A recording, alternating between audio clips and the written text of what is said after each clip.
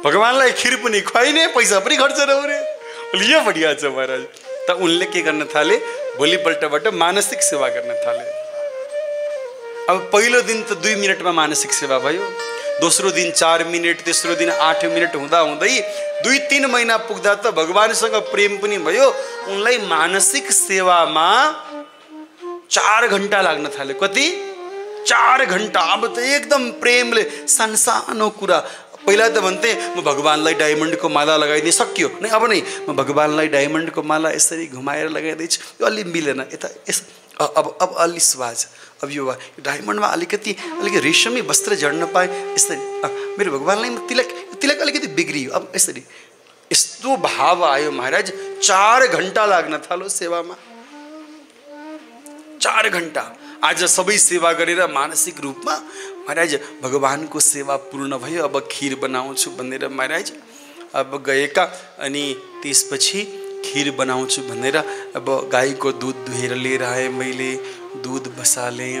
अब दुध पाक्यो, उम्लियो, दुध पहेँलो भयो, एकदम दुध बढिया बाक्लो गाढा भयो।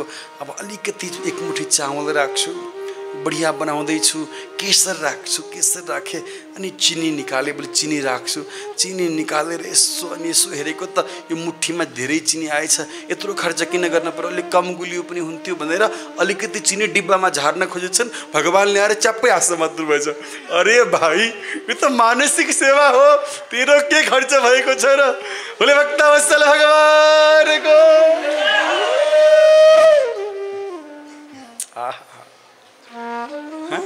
अलिकति चिनी डिब्बामा झार्छु भनेको भगवानले साँच्चै आएर च्याप्प हान्छ मात्र भएछ। अनि किन झार्न पर्यो भाइ? तेरो थोडी खर्च भएको छ, यो त तैँले मानसिक सेवा गर्दैछस्। र मानसिक सेवा पनि त्यस्तो दिव्य एकाग्रताको साथमा। त लोभलाई पनि भगवानसँग जोड्दा भयो। ल यही भने मैले एन केन प्रकारेण भगवान श्रीहरिको चरणमा मन लगाउने। सोच्यो जमुनाजीबाट जल ल्याउँदैछु, त्यो जलले मेरो मनमोहनलाई स्नान गराइदिँदैछु। अब भगवानलाई मैले सुन्दर भन्दा सुन्दर, महँगो भन्दा महँगो डायमन्डको हार लगाइदिँदैछु, के खर्च भएको छ र? मनबाटै त भन्ने हो नि, होइन? स्वर्ण जडित एउटा आसनमा म आफ्नो मनमोहनलाई विराजमान गराउँदैछु। र आज मैले मैले आज कामधेनु गाईको दुध आफै दुहेर ल्याएर खीर बनाउँदैछु, मेरो परमात्मालाई भोग लगाउँछु। यसरी मनबाट भगवानको सेवा गर।